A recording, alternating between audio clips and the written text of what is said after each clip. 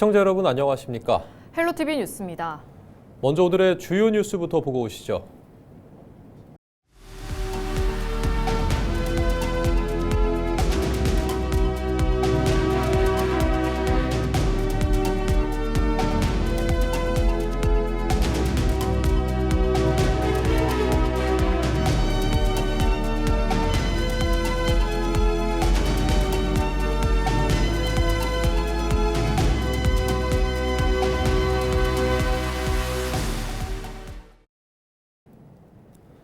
더불어민주당이 최근 외국인 여성 비하 발언으로 논란을 빚은 김희수 진도 군수를 제명했습니다. 민주당은 9일 김 군수에 대한 비상징계와 관련해 국민의 인권 증진과 성평등 실현에 책무가 있는 기초자치단체장으로서 있을 수 없는 사안이라며 전원 만장일치로 제명을 의결했다고 밝혔습니다. 한편 김 군수는 지난 4일 타운홀 미팅에서 농어촌 인구 감속 대책을 언급한 가운데 스리랑카나 베트남 처녀를 수입해 국제 결혼을 진행해야 한다고 발언해 논란이 됐습니다. 전남과 광주의 행정 통합이 추진되고 있는 가운데 주요 현안들이 특별법에 담길지 조례에 담길지를 놓고 국회 입법 과정에 관심이 쏠리고 있습니다. 전남과 광주의 행정통합특별법은 현재 국회 상임위의 법안 심사가 진행되는 가운데 의원 정수 확대와 특별부시장 인사청문, 의회 산하 감사위원회 설치, 조례 제정 범위 확대, 통합청사 위치 등 5대 현안을 놓고 지역 정치권에서 다양한 요구가 나오고 있는 것으로 알려졌습니다. 한편 충남 대전 통합특별법에는 의원 정수를 기존보다 10명 늘어난 최대 80명 안팎, 전문가 그룹의 진출을 위한 비례대표 비중 20%를 의무화하도록 명시했지만 전남과 광주는 관련 조항이 없는 것으로 파악됐습니다. 국회 행정안전위원장인 신정훈 의원이 전남 광주 행정통합을 위한 특별법을 추가로 발의했습니다. 신정훈 의원은 전남 광주 통합특별시 설치 및 신남방 경제 중심도시 조성을 위한 특별법을 국회에 제출했다고 밝혔습니다. 법안에는 광주시와 전남도의 행정통합을 위한 제도적 틀과 함께 통합특별시의 법적 지위를 서울특별시 수준으로 규정하고 국가가 통합 비용을 책임지고 지원하도록 하는 내용이 담겼습니다. 또 자치구 권한 확대와 농어촌 기본소득 지급, 국립의과대학 설치와 국가 거점대학 육성 방안도 포함됐습니다. 신 의원은 공청회와 상임위 논의를 속도감 있게 이어가겠다고 밝혔습니다.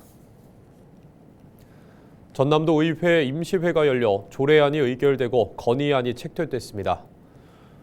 9일 열린 전남도 의회 임시회 제3차 본회의에는 황기현 행정부지사와 박종필 인재육성교육국장 등 신임 간부 소개가 진행됐습니다.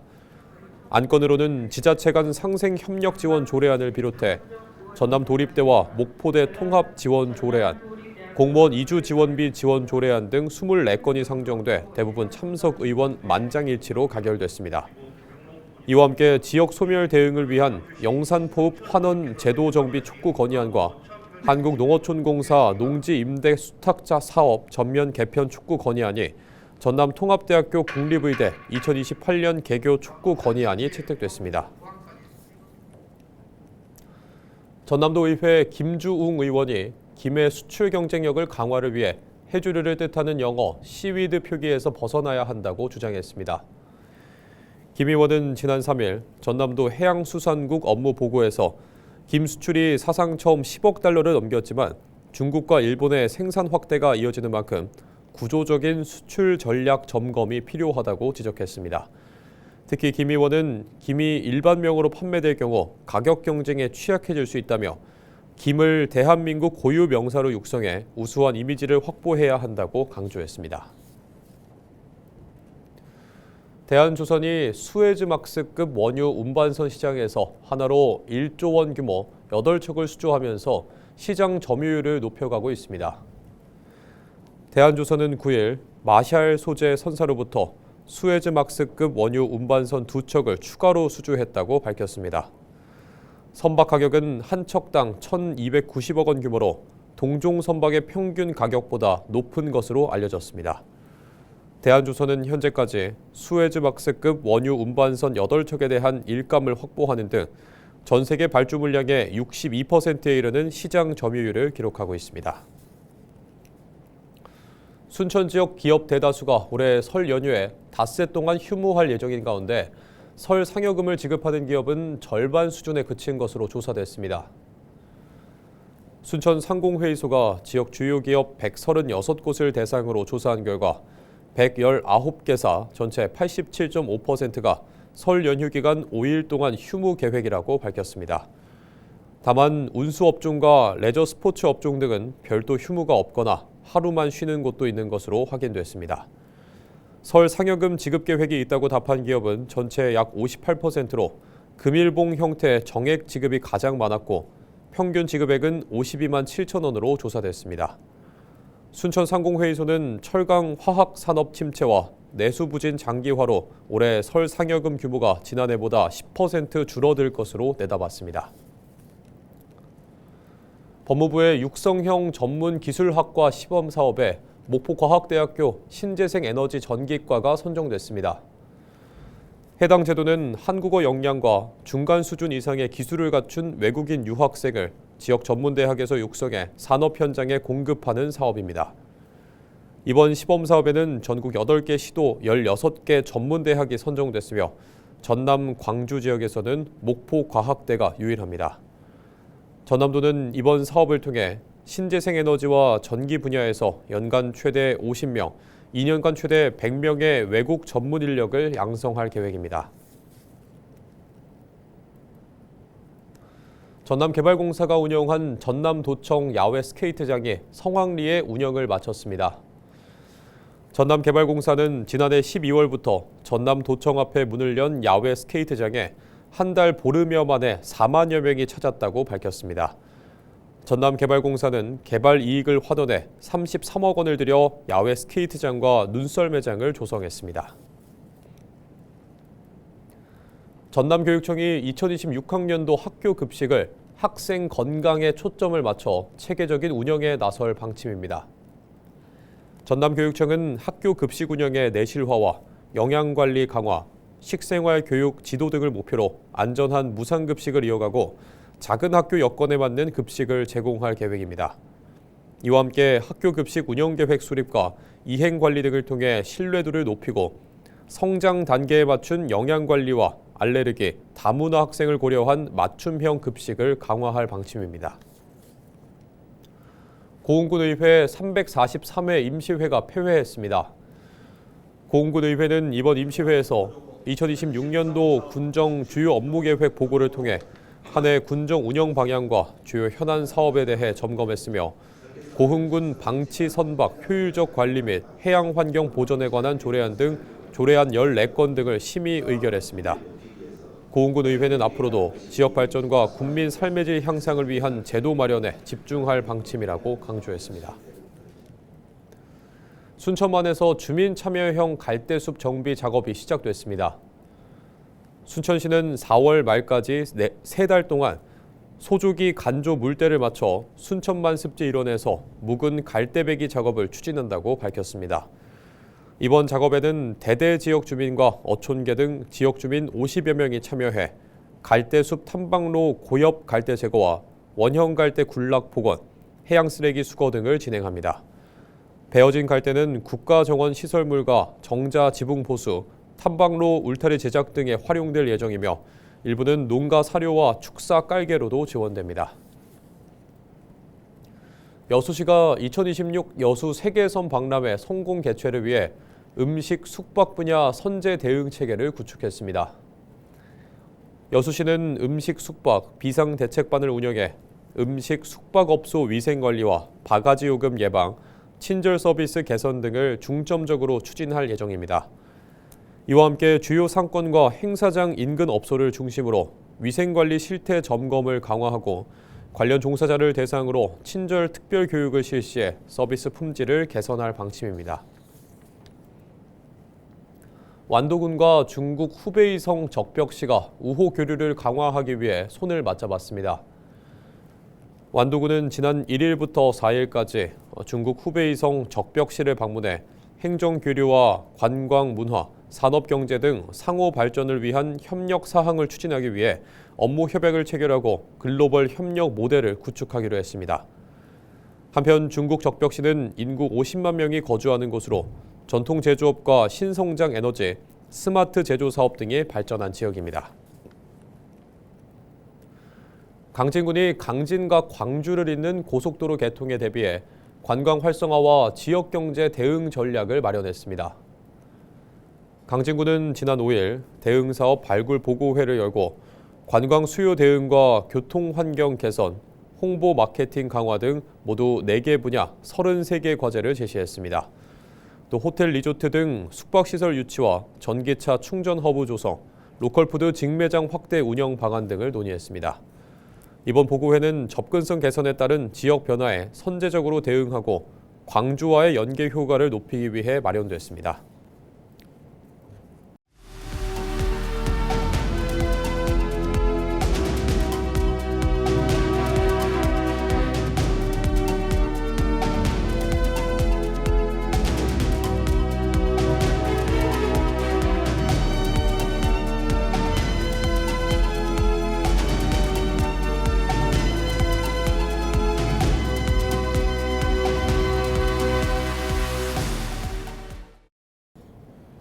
최근 목포의 한 민간 임대 아파트가 임대 사업자의 경영난 때문에 입주민들의 불안감이 커지고 있습니다. 임대보증금 반환이 지연될 경우 500억 원 규모의 피해가 발생할 거란 우려도 나오고 있는데요. 다행히 임대보증보험에 가입돼 보증금을 돌려받을 가능성이 있지만 당초 계약 기간인 8년을 유지해야 할지 갈림길에 서 있습니다. 보도에 장혜원 기자입니다. 지난 2022년에 완성된 목포 석현동의 한 민간 임대 아파트입니다. 입주민들은 최근 당혹스러운 상황에 직면했습니다. 임대사업자가 건설 경기 악화로 자금난에 빠져 보증금 반환이 어렵다고 통보한 겁니다. 게다가 보증보험은 3월 22일이면 만료되는데 임대사업자가 경영난에 빠져 있어 보증을 연장하려면 보증보험금을 임차인이 모두 부담해야 하는 상황입니다. 8년 계약을 맺은 임대아파트에 입주한 지 4년 차를 맞은 시점에서 입주민들은 이사를 가야 할지 남아야 할지 막막할 수밖에 없습니다. 회사에서는 마치 자기네가 이렇게 뭔가를 해주지 않으면 계약이 연장이 안 되는 것처럼 저희한테 통보문을 보내가지고 거기에 대해서 좀 안타깝게 생각하고 있습니다. 계속 회피하고 있는 자체가 좀 너무 안타까운 상황이죠. 해당 아파트는 모두 212세대, 가구당 보증금은 2억 2천만 원으로 전 세대가 반환을 받지 못할 경우 피해 규모는 500억 원에 달할 수 있다는 우려가 나오고 있습니다. 하지만 전 세대가 허그 임대 보증보험에 가입돼 계약이 끝나면 원칙적으로 보증금 반환은 가능합니다. 다만 지금 당장 이사하지 않고 임대를 유지한 뒤 분양을 요청해도 임차인의 우선 분양권 확보가 불투명할 수 있습니다. 현행법에서는 우선 분양 자격 조건을 규정하고 있지 않다 보니 말로만 약속했을 뿐 계약서에 우선 분양권을 명시하지 않으면 법적 분쟁으로 번질 수 있습니다. 반면 우선 분양권을 명시했어도 임대사업자가 파산하거나 사업의 주체가 바뀔 경우 효력이 사라질 수 있습니다. 더구나 주택을 소유하기로 결정해도 사업자가 파산하면 아파트는 경매에 붙여질 수 있습니다. 임차인이 주택을 소유하고 싶어도 경매에 참여해야 하는 부담을 떠안아야 합니다. 더구나 해당 임대 아파트는 한 세대당 1억 원 규모의 주택기금 근저당이 설정돼 온전하게 재산권을 행사하기 어려울 수 있습니다. 돈 받고 그냥 나가는 게 제일 깔끔한 결과가 될 것 같고, 꼭 거주로 해야 되겠다 하면은 허브 돈을 안 받고 여기에서 임차권 등기명령 신청을 해서 자기가 경매에 직접 입찰을 하든지 해야 되겠죠. 해당 임대 아파트의 경우 보증보험에 가입된 만큼 당장 이사를 결정하면 금전적인 피해가 발생하진 않을 수 있습니다. 만약 건설사가 파산하지 않고 임차인에게 우선 분양권을 부여해도 분양 전환 시점에 시세를 적용해 비싼 가격을 요구할 수 있어 내 집 마련을 꿈꾸던 주민들은 한숨이 깊어지고 있습니다. 헬로티비 뉴스 장혜원입니다. 전남교육청이 대통합 메가시티 시대에 대응한 순천교육의 미래 방향을 발표했습니다. 전남교육청은 지난 5일 순천만 생태문화교육원에서 순천교육 비전 선포식을 열어 지역과 함께 인재를 키우는 교육 거점으로서의 순천교육의 역할을 공유했습니다. 이와 함께 AI 대전환 시대에 맞춘 순천형 미래교육체계 구축 계획을 밝히며 AI 의료, 웰니스 교육과 그린바이오 미래 첨단 소재 등 5대 특화 교육 모델 구축을 과제로 제시했습니다. 전남교육청은 이 같은 과제를 통해 학생이 지역에 정착해 성장하는 정주형 인재 육성 전략이 자리매김할 수 있도록 집중하겠다고 강조했습니다. 전남 광주 통합특별시장 출마를 선언한 더불어민주당 민형배 국회의원이 전남 동부권이 행정통합의 최대 수혜지가 될 수 있다고 밝혔습니다. 민형배 의원은 5일 순천시 의회에서 열린 경청투어 기자간담회에서 행정통합의 5가지 원칙으로 성장과 균형, 기본소득, 녹색도시, 시민주권을 제시했습니다. 특히 동부권이 지역 주도 성장의 중심축이 될 수 있다며 전남 광주 행정통합의 최대 수혜지가 될 것이라고 강조했습니다. 아리백 반도체 특화단지 구상에 대해서는 광주와 나주, 동부권이 역할을 나눠 연결된 산업 생태계를 만들 필요가 있다고 밝혔습니다. 또 공공기관 이전과 관련해서도 특별법을 통해 지속적으로 추진하겠다고 말했습니다. 민 의원은 자신이 이재명 정부와 가장 잘 호흡할 수 있는 적임자라고 강조하며 전남, 광주 전역을 도는 경청 투어에 나선 상태입니다.